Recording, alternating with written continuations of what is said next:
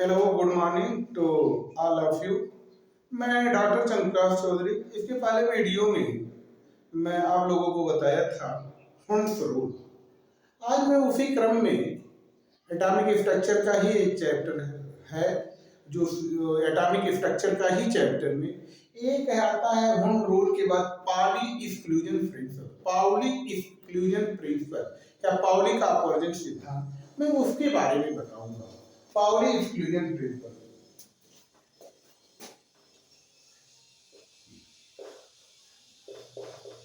Pauli exclusion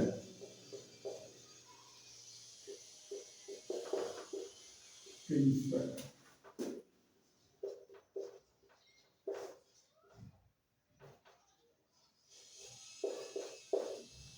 Pauli exclusion principal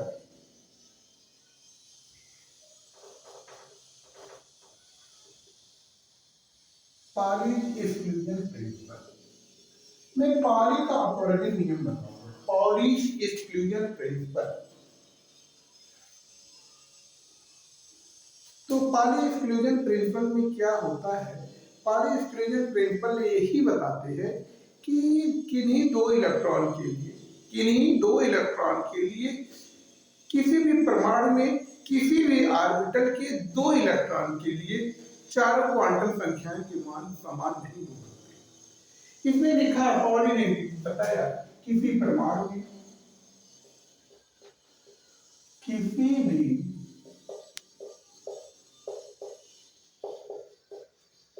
परमाणु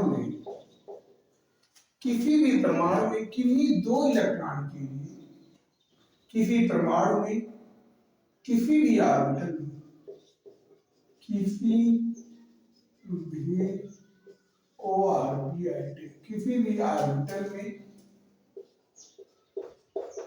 किन्हीं दो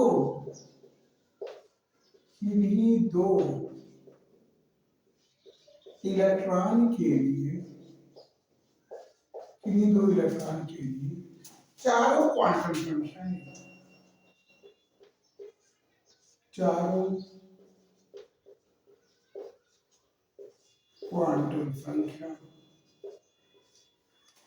समान नहीं हो सकती। समान नहीं हो सकती। पाली महोदय ने बताया किसी परमाणु में किसी भी ऑर्बिटल में किन्हीं दो इलेक्ट्रॉन के लिए चारों क्वांटम संख्याओं के मान समान नहीं हो सकते हैं। यदि चारों क्वांटम संख्याओं में यदि n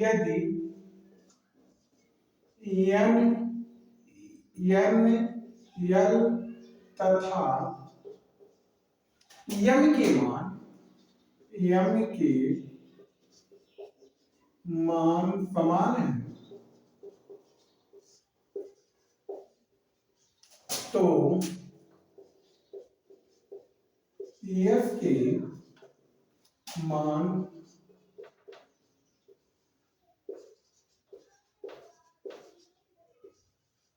अवश्य भिन्न होंगे।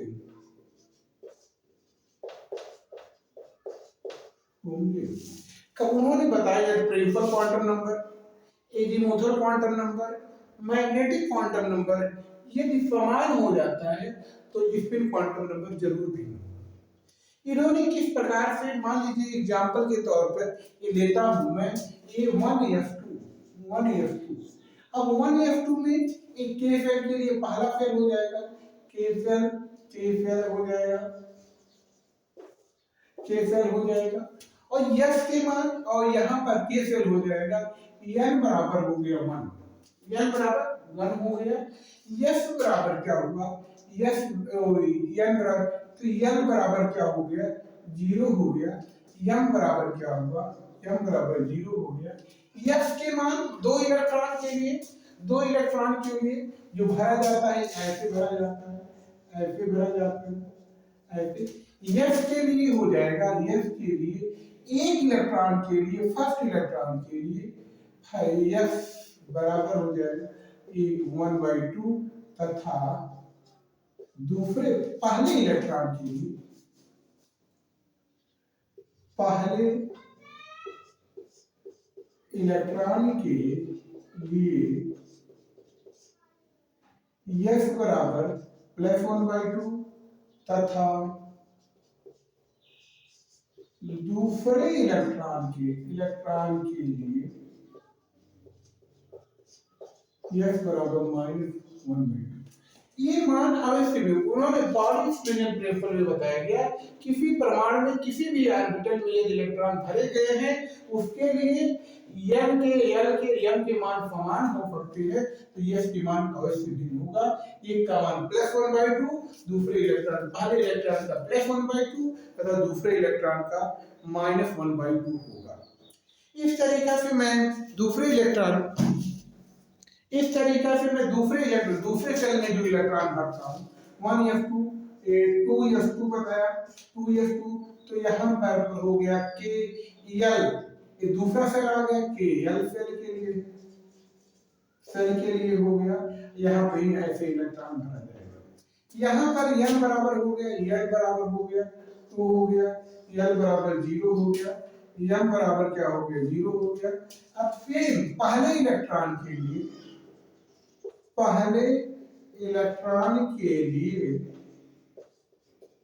यस बराबर हो जाएगा +1/2 तथा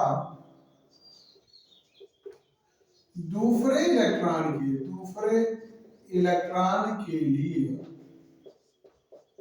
यस बराबर -1/2। ये इस तरीका से सब होता है। के सेल के लिए भरा, के एल सेल के लिए दूसरा सेल के एल सेल के लिए भरा, इस तरीका से हमारा हो जाता है। तथा कोई भी इलेक्ट्रॉन के लिए कोई भी सेल में ले लीजिए, अब कि 1s2 2s2 2p6 के लिए मैं कर देता हूँ, 2p6 के लिए भर देता हूँ।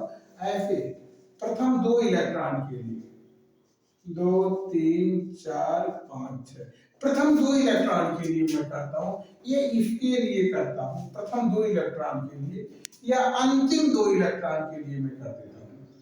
अंतिम दो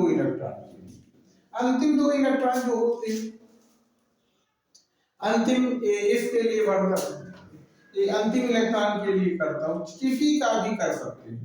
ये हो जाएगा के बराबर के एल एम सेल हो गया, ना ये के ही सेल होगा, के एल सेल हुआ, एन बराबर 2 हो गया।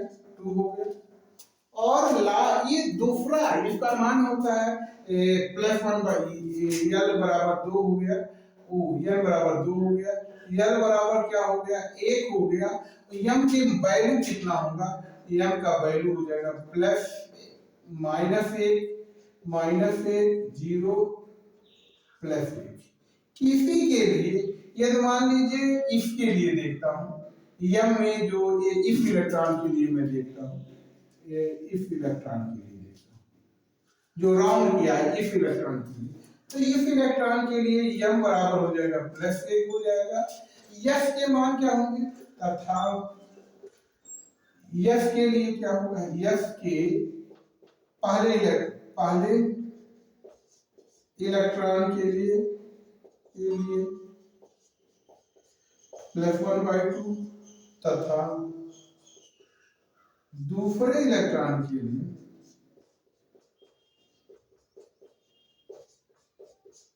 -1/2। इस तरीका से किसी भी सेल में जो ऑर्बिटल होते हैं, ऑर्बिटल के किन्हीं दो इलेक्ट्रॉन के लिए चारों क्वांटम संख्याओं के मान नहीं समान होते। इसके इंपॉर्टेंस जो है, महत्व क्या है,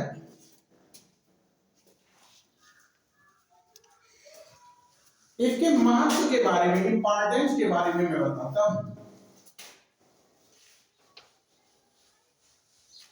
इसके महत्व के बारे में मैं बताऊं, इंपॉर्टेंस